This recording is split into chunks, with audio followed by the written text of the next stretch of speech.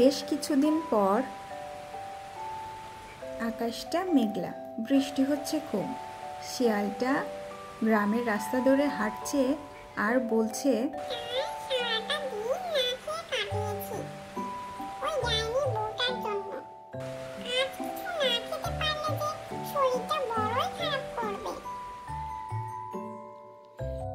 এই বলে শিয়ালটা গ্রামের রাস্তা ধরে চলতে থাকে। এদিকে ঝুম বৃষ্টি। এই বৃষ্টির মধ্যে টুনির বাবা মা তাদের গল্প শুরু করে। আমি বললাম, আজ একটু খিচুড়ি আর ইলিশ মাছ ভাজি। তা তোমার খাসির মাংস খেতে হবে। বৃষ্টির দিনে কেউ খাসির মাংস দিয়ে ভাত খায় নাকি? একটু খিচুড়ি আর ইলিশ মাছ ভাজা হলে কিন্তু জমে যেত। হা হা হা হা, খাসির মাংস আর গরম ভাত খেয়ে নাক ডেকে ঘুমোবো। গিন্নি, আজকের রান্নাটা কিন্তু বেশ হয়েছিল, জাস্ট ফাটিয়ে দিয়েছো। এভাবেই রান্না করবো আর আমি মজা করে করে খাবো আর আমার পেটের পুরিটা বাড়াবো, কি বলো? কিন্তু আমার কাছে মনে হয় বৃষ্টির দিনে ইলিশ মাছ ভাজা আর সাথে গরম গরম খিচুড়ি হলে বেশ ভালো হতো। তবে তোমাকে খাওয়াতে পেরে আমার বেশ ভালোই লাগছে। আচ্ছা ঠিক আছে, এবার শুয়ে পড়ি নাও।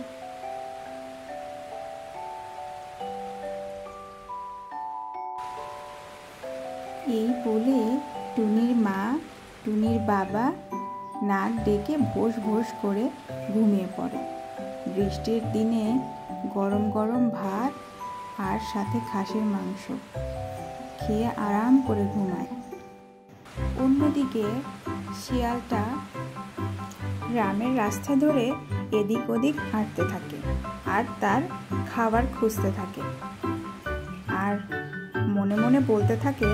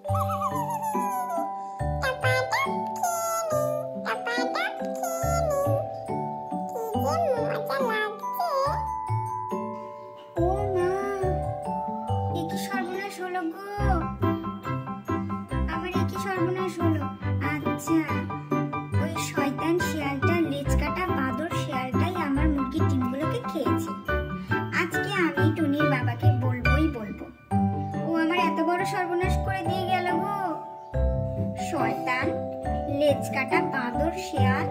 তোকে এবার লেজে আগুন দিব, দেখ তোর কি করি।